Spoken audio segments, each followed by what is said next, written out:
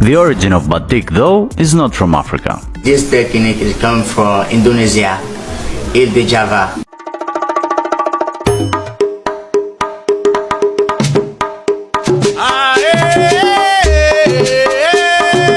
Some materials, I don't know what can I say it in English, but we are call it pencil. You take it to draw something in your cloth or your t-shirt. This technique is come from Indonesia, Ile de Java. Batik is an ancient art form which uses wax resistance to color in order to dye whole cloths. Originating in Indonesia more than 1000 years ago, batik is either made by drawing dots and lines on the cloth or by printing the resist with a copper stamp. Afterwards, the fabric goes through the process of color, which may repeat for several times depending on how many colors are desired. Ya, halo teman-teman semuanya, gimana kabarnya hari ini? Sehat semua ya? Amin. Jadi buat teman-teman semuanya, bahasa negara selain digunakan sebagai alat komunikasi, tentunya juga sebagai alat pemersatu bangsa. Nah, makanya di Indonesia diwajibkan untuk menggunakan bahasa Indonesia, baik dalam kehidupan sehari-hari, kegiatan umum, ataupun juga dalam kegiatan yang formal. Tentunya ini membuat peran bahasa Indonesia menjadi sangat penting. Alhasil saat ini bahasa Indonesia bukan hanya digunakan di Indonesia saja. Lalu bagaimana jika sebuah negara berbeda-beda bahasanya? Ada yang menggunakan bahasa Melayu, ada yang menggunakan bahasa Tamil, dan juga ada yang menggunakan bahasa Mandarin. Jadi buat teman-teman semuanya dari Sabang sampai Merauke yang belum tahu, di Malaysia, selain bahasanya itu berbeda-beda, ada bahasa Melayu, bahasa Tamil, dan juga bahasa Cina, karena itu merupakan bagian dari Malaysia. Selain bahasa Tamil dan juga Mandarin digunakan dalam kehidupan sehari-hari, baik itu formal ataupun informal, bahasa Tamil dan bahasa Mandarin ternyata digunakan juga untuk media cetak dan juga elektronik. Jadi di media cetak Malaysia ataupun surat kabar Malaysia ini juga dibedakan menjadi 3 bahasa. Bahasa Tamil, bahasa Mandarin, dan juga bahasa Melayu. Dan selain itu, buat teman-teman semuanya yang belum tahu, ternyata bahasa Tamil dan juga bahasa Mandarin ini juga digunakan di saluran TV di Malaysia. Wah. Dan tentunya hal tersebut sangat berbeda dengan bahasa Indonesia. Karena selain bahasa Indonesia digunakan di negara Indonesia, bahkan bahasa Indonesia ini digunakan di saluran TV di Taiwan. Bahasa Indonesia digunakan di saluran TV Taiwan itu sejak tahun 2018 hingga sekarang. Dan jadwalnya sendiri Senin sampai Jumat ya, bahasa Indonesia itu di saluran TV Taiwan. Nah, bagaimana beritanya guys? Langsung aja kita lihat videonya. Sebelum menonton video ini, jangan lupa klik dulu like, subscribe, dan klik tombol lonceng ya guys, agar kalian semuanya tahu informasi yang belum kalian tahu. Subscribe itu gratis guys, gratis. Oke, check it out. 关注大马，掌握国际，欢迎收看 RTM 华语新闻，我是拉斯达，我们来看新闻焦点。登嘉楼今天创下历史，以前我们总是在国际新闻才看到公开鞭刑，那如今它也是国内新闻了。马来西亚第一次在监狱或法庭以外的公开场合进行伊斯兰鞭刑，地点就在登嘉楼一座清真寺内进行。执行我国史上第一次公开鞭刑的阿穆克达菲比拉沙清真寺，今天是格外热闹。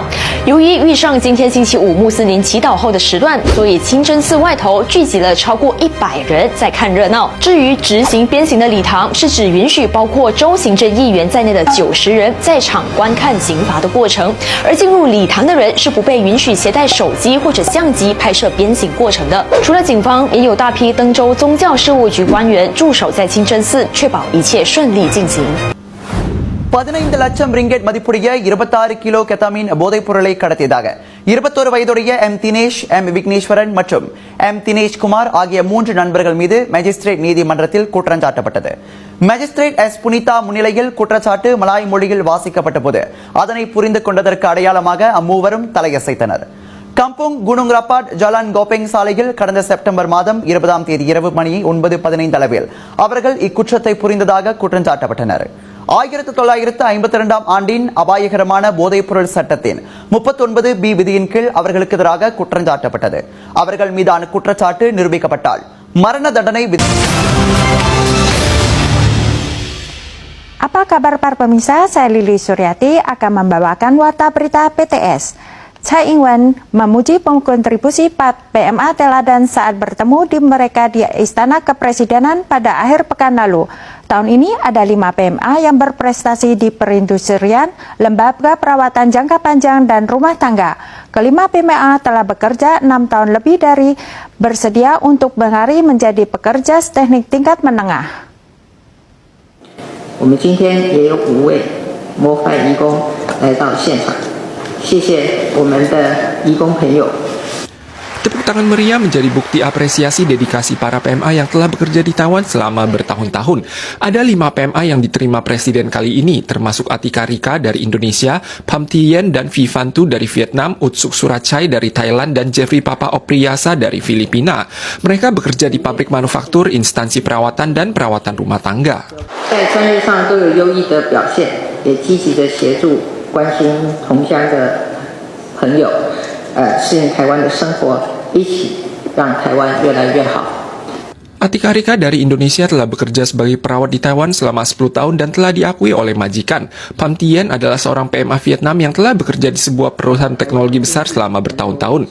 Ia menggunakan waktu luangnya untuk belajar bahasa Mandarin di malam hari guna memahami lebih banyak keterampilan profesional. Kelima PMA yang meraih penghargaan tersebut telah bekerja di Taiwan selama lebih dari 6 tahun, memenuhi syarat program transfer ke tenaga teknis tingkat menengah yang sedang digalakan oleh Kementerian Ketenagakerjaan. Semuanya menyatakan bersedia.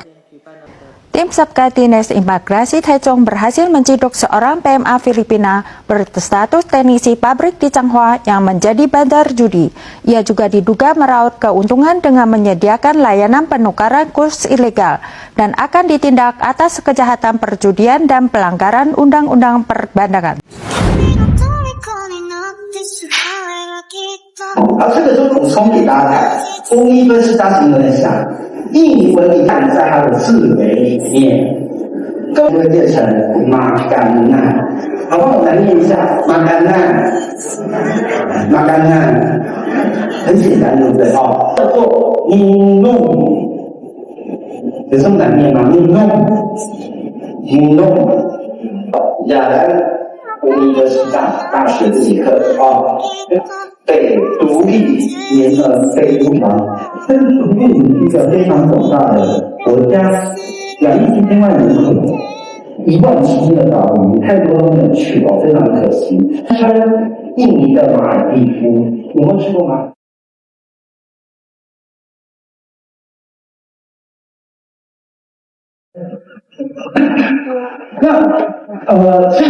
？Keren. Ih, kamu keren banget. Keren. Keren. Keren.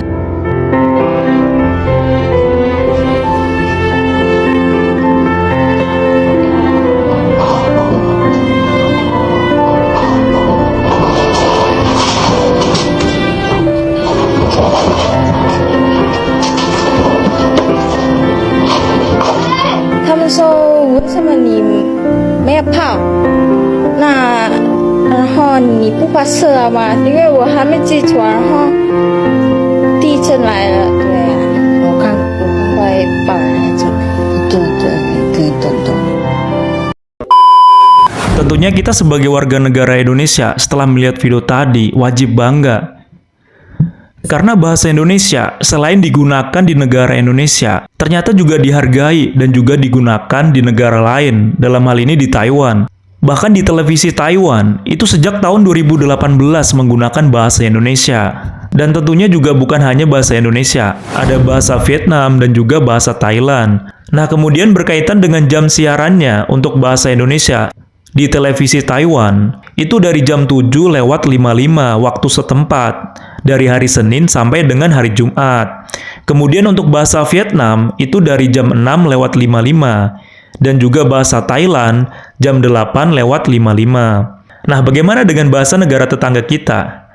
Ya, kalian sudah tahu sendirilah jawabannya ya. Karena di televisi Taiwan sendiri, untuk bahasa Asia Tenggara, itu hanya 3 bahasa saja. Bahasa Thailand, bahasa Vietnam, dan juga tentunya bahasa Indonesia.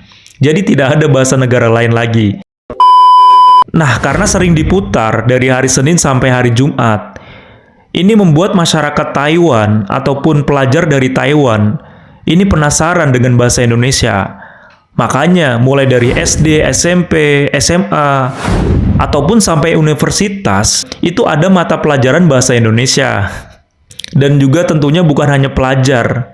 Kreator dari Taiwan itu juga banyak yang tertarik untuk menggunakan bahasa Indonesia dan juga belajar bahasa Indonesia. Dan tentunya ini adalah keuntungan dan juga berkah untuk negara kita. Jadi ketika kita setiap hari menggunakan bahasa Indonesia, dari Sabang sampai Merauke menggunakan bahasa Indonesia, negara lain itu sudah pasti melirik bahasa kita. Karena bahasa Indonesia selain mudah dipelajari dan juga mudah digunakan, bahasa Indonesia untuk intonasinya tidak aneh. Itulah yang membuat negara-negara lain lebih menyukai bahasa Indonesia. Selain bahasa Indonesia dihormati dan juga dihargai di Taiwan, tenaga kerja Indonesia yang ada di Taiwan itu juga sangat dihormati. Karena masyarakat Taiwan menganggap tenaga kerja Indonesia yang ada di sana yang bekerja sebagai asisten rumah tangga itu sangat tulus dan juga berdedikasi. Karena pada saat tragedi gempa di Taiwan, ada salah satu tenaga kerja Indonesia itu mengorbankan nyawanya untuk melindungi majikannya. Sampai-sampai tenaga kerja Indonesia ini masuk berita dan juga tentunya mendapatkan apresiasi yang sangat besar dari masyarakat Taiwan. Selain itu, masyarakat Taiwan dan juga pemerintah Taiwan itu sangat menghargai tenaga kerja dari Indonesia. Tentunya hal tersebut sangat berbeda jauh dengan negara tetangga kita. Boro-boro dihargai, yang ada disiksa, dihina, dicaci, bahkan gajinya nggak dibayarkan. Nah, makanya dari itu, banyak masyarakat Indonesia yang mengingatkan pemerintah untuk memindahkan tenaga kerja Indonesia yang ada di Malaysia ke Taiwan dan ke Hong Kong. Dalam hal ini untuk asisten rumah tangga. Dan untuk tenaga kerja lain, seperti buruh pabrik ataupun pekerja swasta, itu ke Korea ataupun ke Jepang. Karena di Asia Timur, selain mereka menghargai tenaga kerja kita, masyarakat kita, mereka tidak akan mungkin mencuri seni dan budaya kita. Itu tidak akan mungkin. Nah, gimana nih tanggapannya berkaitan dengan ternyata di Malaysia, bahasa Tamil dan juga bahasa Mandarin itu digunakan sebagai media cetak dan juga elektronik. Sedangkan bahasa Indonesia digunakan di televisi Taiwan. Oke, jangan lupa komen, baku hantam, dan cerot di kolom komentar. See you the next video. Bye-bye. Directed by Yulinuha Project.